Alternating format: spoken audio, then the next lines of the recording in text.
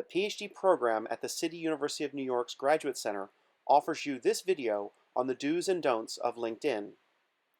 The job search and hiring processes are increasingly relying on technology. Social media is becoming more important in professional networking and career development. The CUNY Graduate Center offers the following video to help you make a great first impression online and optimize your visibility to recruiters and employers on the LinkedIn platform. First off, you will need to make a professional profile that substitutes for your online resume. We offer the following tips on putting your best foot forward. A good first impression starts with a quality, high-resolution headshot. LinkedIn is a professional business networking site, so all aspects of your profile should reflect that. The URL to your profile will contain a string of automatically generated random numbers. It is a best practice to customize your URL by replacing them with your name. Your profile headline is below your photo and is the key to making others want to learn more about you. Simply put, your headline is the 120-character answer to the question, who are you? What do you do? Instead of just listing your job title, consider writing a statement that explains what you do, an area of expertise, and what skills or specializations set you apart from the rest. You can also include keywords that describe your drive and the next challenge you're seeking in your career.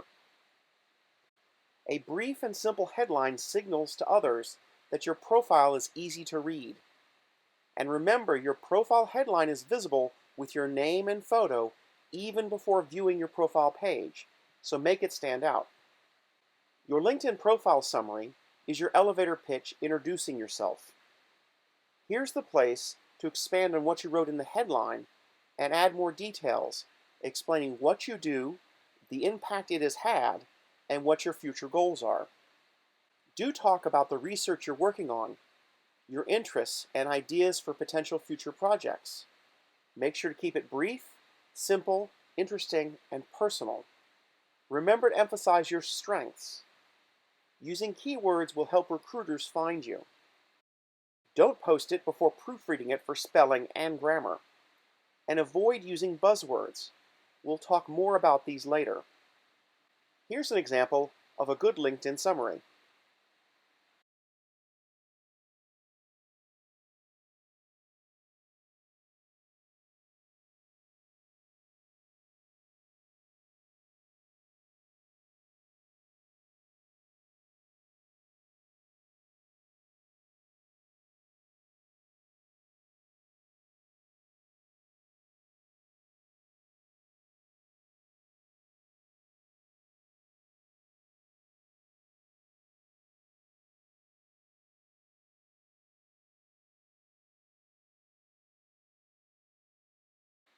The experience section of your profile is where you get to specify all the work that you've done so far.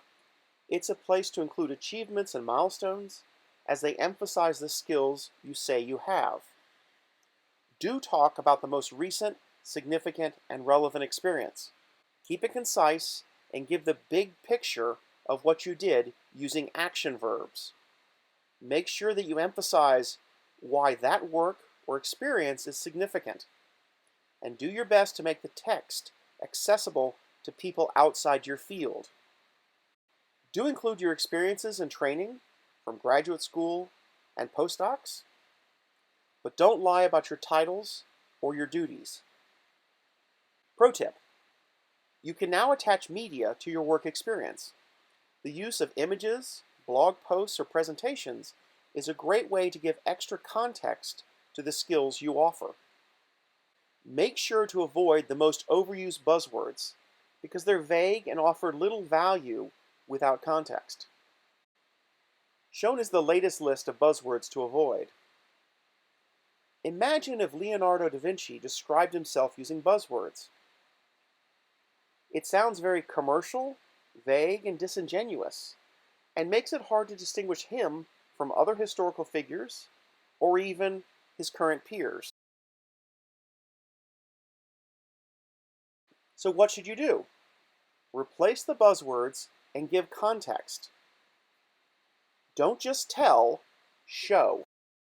Many blog posts, including LinkedIn or HubSpot, and LinkedIn profile experts such as Brenda Bernstein, share their strategies on how to avoid using buzzwords. Some are gathered here. Remember, you want to show rather than tell, so use your best judgment in choosing the words and examples. The skills and endorsement section is where others can endorse you and validate the skills and expertise that you claim to have in your profile. Remember, only self-identified skills can be endorsed by others. Do add notable and relevant skills, certifications, and abilities, and make sure to update this section regularly. Do ask friends and colleagues for endorsements. They work with you, so they get to see you in action and know your skills. Don't ask new connections or people who don't know you to endorse you. Pro tip: one of the best ways to get endorsements is to give them. If you were present when a colleague gave a great presentation explaining their latest article or published report, you can endorse their PowerPoint, public speaking, research, and scientific writing skills, for example. On the other hand, don't feel pressure to endorse others just because they endorsed you. Make sure you endorse people for skills you know that they have. Here are some examples of skills you gained in graduate school. Many recruiters are looking for expert problem solvers who work well in groups, so highlight these skills where you can. Recommendations are another great way to add credibility to your LinkedIn profile. While endorsements are an easy process of clicking on a skill listed on a profile and can be given by anyone in your network, recommendations are written statements that should come from supervisors, coworkers, professors, and fellow students. Do send personalized recommendation requests and remember to thank people who recommended you. Don't ask strangers for recommendations because you need them to be genuine. Don't ask people for recommendations all at once. The best practice is to space out the requests to make it more organic, so it doesn't appear as a last-minute attempt to build your credibility. Now that you have an effective LinkedIn profile, how do you actually leverage it? The first step is to put yourself out there.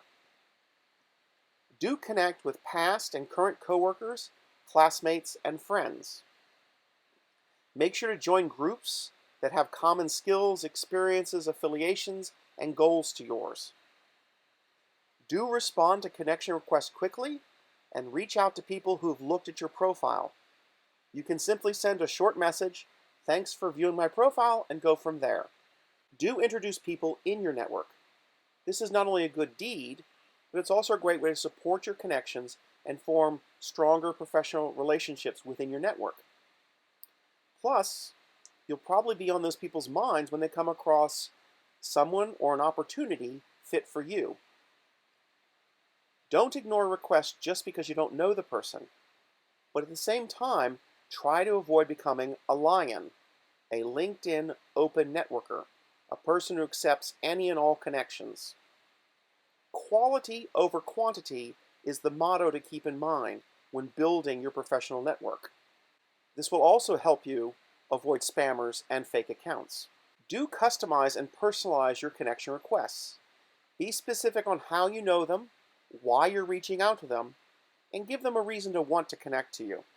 Don't wait too long to connect with people you've met in person or seen in an event. A good rule of thumb is to add people within 48 hours of meeting them. A good way to display your knowledge and expertise beyond your job experiences is to simply post about it.